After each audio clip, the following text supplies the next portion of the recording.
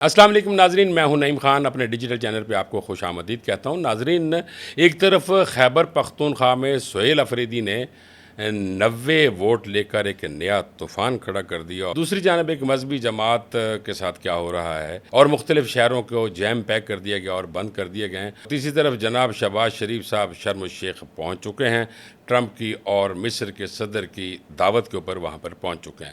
پورا ملک جل رہا ہے، برا حال ہو گیا ہے۔ ایک طرف افغان اور پاک جو جنگ ہے وہ اس طرف چل رہی ہے، اور دوسری طرف ملک مسائل در مسائل کی طرف گھرا ہوا ہے۔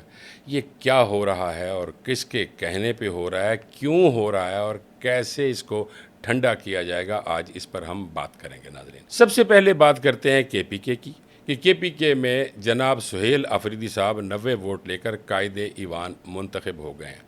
بہت زور لگا، بہت رولا گولا رہا، اور بہت کہا گیا کہ جی 20 لوگ جو سے ہیں وہ ایک سائڈ پہ ہو گئے ہیں، کچھ کو آزاد ارکان بنا دیا گیا، اور یہ کہا گیا کہ یہ بڑا ایک ٹینشن ہوگی۔ جناب گورنر صاحب استعفے کو کہہ رہے تھے کہ سگنیچرز نہیں میچ کر رہے، لیکن اسمبلی فلور پر علی امین گنڈا پور نے کھڑے ہو کر یہ کہہ دیا کہ میں نے خود یہ ریزائن دے دیا، اور میں یہ ایکسیپٹ کرتا ہوں کہ میں نے ریزائن دیا ہے۔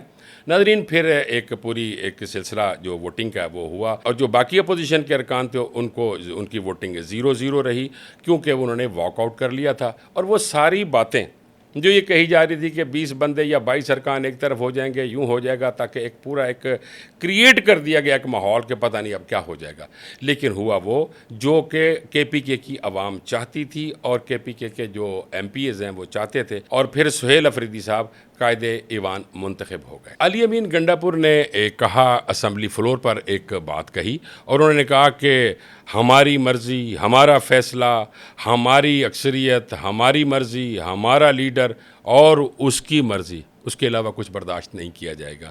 یہ کہا علی امین گنڈا پور نے اپنے اسمبلی فلور میں ایک بیان پہ۔ کے پی کے اسمبلی کے اسپیکر نے ایک بہت اچھی بات کہی، اور انہوں نے کہا کہ ہم فوج سے محبت کرتے ہیں، چونکہ ہمارے اپنے جوان بھی، ہمارے کے پی کے بھی جوان بھی فوج کے اندر موجود ہیں، بہت نے جام شہادت نوش کیا۔ ہم فوج سے محبت کرتے ہیں، ہم سے دور مت ہوں، ہمیں اپنے نزدیک رکھیں۔ ناظرین، اسمبلی فلور پر سہیل افریدی نے جو کچھ کہا وہ مینوان آپ کے سامنے میں بیان کر دیتا ہوں۔ وزیر اعلیٰ نے جو پہلے خطاب میں کہا، انہوں نے کہا نہ تو میرے پاس کوئی بینک بیلنس ہے، نہ کوئی کوٹھیاں ہیں جو چھن جائیں گی، مجھے کسی چیز کے چھننے کا کوئی ڈر نہیں ہے۔ اور یہ کہا گیا کہ میں قبائل سے منتخب ہوا ہوں، اور قبائل کا منتخب ہونا شاید لوگوں کو پسند نہیں آ رہا، لیکن ہمارے جو بانی ہیں انہوں نے مجھے آگے لا کر یہ بتا دیا کہ قبائل بھی ایک پاکستان کا حصہ ہیں، اور قبائل سے بھی چناؤ ہونا چاہیے۔ سہیل افریدی نے مزید کہا کہ میں عشق عمران میں مرنا پسند کروں گا۔ انہوں نے مزید کہا کہ میں کسی پرچی کے ساتھ وزیر اعلیٰ نہیں بنا، میرے ساتھ کوئی بھٹو یا زرداری نہیں لگا ہوا، میرے ساتھ شریف نہیں لگا ہوا، میں تو ایک عام سا میڈیوکر آدمی ہوں، مڈل کلاس سے میرا تعلق ہے، اور نہ ہی میرا کوئی چاچا، نہ میرا باپ، نہ کوئی میرا بھائی سیاست میں ہے جس کو کہ موروثی سیاست کہا جائے۔ بانی کا یہ فیصلہ تھا کہ قبائل سے اور عام بندوں میں سے اٹھا کے وزیر اعلیٰ کے پی کے لگایا جائے، اور یہ بانی کی مہربانی، اور وہ بار بار بانی کو سراہتے رہے۔ اور انہوں نے مزید کہا کہ میرے نام کے ساتھ چونکہ افریدی لگتا ہے تو میرے ساتھ تذلیل کی گئی، اور ان کا رویہ یہ ہے کہ قبائل ہمیشہ پیچھے رہیں۔ 78 سال سے اسی مائنڈ سیٹ کے ساتھ حکومت کی گئی، لیکن میرے قائد نے قبائل کو آگے لایا۔ یہ بات ناظرین بڑی امپورٹنٹ ہے کہنے کی، کہ سہیل افریدی نے یہ کہا کہ میں پاکستان کی سب سے بڑی اسٹیبلشمنٹ سوشل میڈیا کا شکر گزار ہوں جنہوں نے میرا اتنا ساتھ دیا۔ انہوں نے علی امین گنڈا پور کو خراج تحسین پیش کرتے ہوئے کہا کہ انہوں نے ایک آواز پر لبیک کہا اور مستعفی ہو گئے۔ انہوں نے مزید کہا کہ اگر مجھے میرے لیڈر نے یہ کہا کہ کرسی چھوڑ دو تو میں 1 منٹ ضائع کیے بغیر کرسی کو لات مار دوں گا، اور مجھے کسی بھی قسم کے کسی سلیوٹ کی ضرورت نہیں ہے۔ ایک بات انہوں نے اور کہی، اور کہا کہ پشتون تحفظ موومنٹ کو بین کیا گیا، لوگوں کو شیڈول 4 میں ڈالا گیا، میں مرکزی حکومت سے بات کروں گا کہ ایسا کیوں ہوا۔ انہوں نے کہا کہ میں اپنے مقصد سے نہیں ہٹوں گا، اور بانی کے حکم پر لبیک کہوں گا، یعنی ٹوٹل۔ اب ناظرین بات کرتے ہیں کہ پوری جو گفتگو کی گئی اس میں یہ خاص طور پر یہ کہا گیا کہ جی ہم پر ظلم ہوئے تھے، ہمارے ساتھ گیم ہوئی، ہمارے ساتھ یوں کیا گیا، وہ کیا گیا، لیکن اصولی بات جو وہ یہ کہنا چاہ رہے تھے سہیل افریدی صاحب، وہ یہ کہہ رہے تھے کہ میں بانی کا غلام ہوں، جو مجھے بانی حکم فرمائیں گے میں منوان اس پر عمل کروں گا. یعنی ابھی انہوں نے کوئی واضح پالیسی پوری گفتگو اور پوری تقریر کے دوران انہوں نے کوئی اپنی واضح پالیسی نہیں دی. صرف یہی کہتے رہے اور شکر گزار ہوتے رہے بانی پی ٹی آئی کے کہ میں ان کے حکم کا غلام ہوں, وہ جب چاہیں گے جیسا چاہیں گے میں ویسا ہی کروں گا. انہوں نے ایک اور بات کہی کہ اگر عمران خان کی جیل کو ان کی فیملی کی مرضی کے بغیر تبدیل کیا گیا تو میں اس پہ بات کروں گا. کچھ الفاظ چونکہ سیاسی ہوتے ہیں اور ان سیاسی الفاظ کو اس طریقے سے بیان کیا جاتا ہے کہ خون کو ذرا گرما دیا جائے اور ڈیسک بجوا دیے جائیں, تو انہوں نے اور بھی بہت ساری اس طرح کی باتیں کی جس پہ پورا ہاؤس جو ہے وہ ڈیسک بجاتا رہا اور خوش ہوتا رہا کہ جو ہمارے سہیل افریدی صاحب نئے وزیر اعلیٰ کے پی کے آئے ہیں ان کے نظریات بالکل بانی پی ٹی آئی کے ساتھ ملتے جلتے ہیں. آج کی جو تقریر جو میں عرض کر رہا تھا کہ وہ لہو گرمانے کی تقریر تھی. اصولی طور پر انہیں یہ بات کرنی چاہیے تھی کہ میں صوبے کی ڈیولپمنٹ کے لیے بہت کچھ کروں گا, میں وہاں یہ کر دوں گا, میں صوبے کی بہتری کے لیے یہ کروں گا, میں پولیس ریفارمز لے کر آؤں گا, میں نئی ڈیولپمنٹ کروں گا, روڈز نئے بنیں گے, ڈیمز کو بھی ذرا میں بہتر کر لوں گا. انہوں نے اس پہ کوئی بات نہیں کی, صرف آج لہو گرمانے کی بات ہوتی رہی ہے. اور یہ ناظرین ہونا بھی چاہیے چونکہ جس فورم پہ ان کو لایا گیا ہے کہ مڈل کلاس آدمی کو وہ جس حد تک لہو گرماتے یا اپنے بانی کی باتوں کو آگے لے کر آتے یہ ان کا آج بنتا تھا. ناظرین, پاکستان کی بدقسمتی رہی ہے کہ کوئی بھی لیڈر جب بھی آتا ہے وہ اپنے پارٹی بیانیے کو آگے لے کر آتا ہے کہ یہ ہمارا بیانیہ ہے, یہ میرے لیڈر کا یہ کہنا ہے, میرا لیڈر جیسے کہے گا میں ویسے کروں گا. میں اوورال پورے پاکستان کی تمام پولیٹیکل پارٹیز کی بات کر رہا ہوں.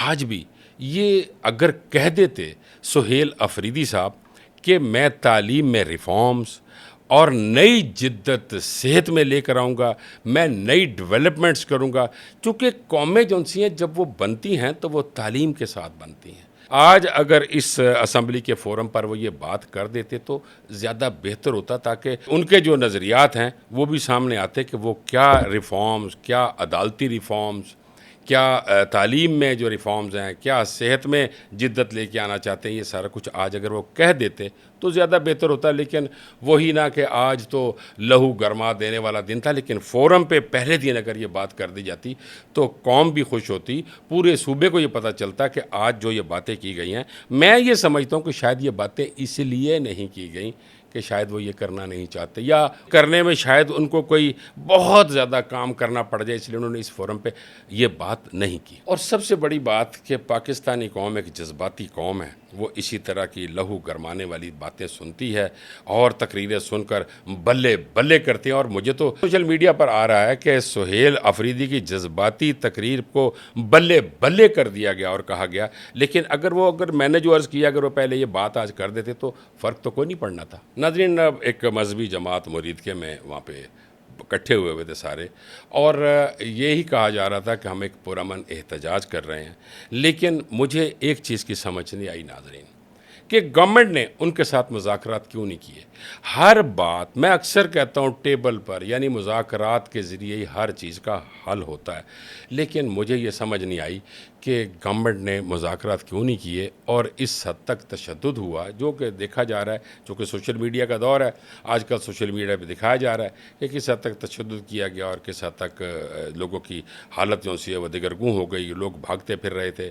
یعنی اگر اس کو آرام سے مذاکرات کے ذریعے طے کر لیا جاتا تو میں یہ سمجھتا ہوں کہ سارا معاملہ سکون سے ہو سکتا تھا. آج جو لاہور میں اور دیگر شہروں کو بند کر دیا گیا اور سکولوں میں چھٹیاں دے دی گئی ہیں, یہ معاملات نہیں ہونے تھے.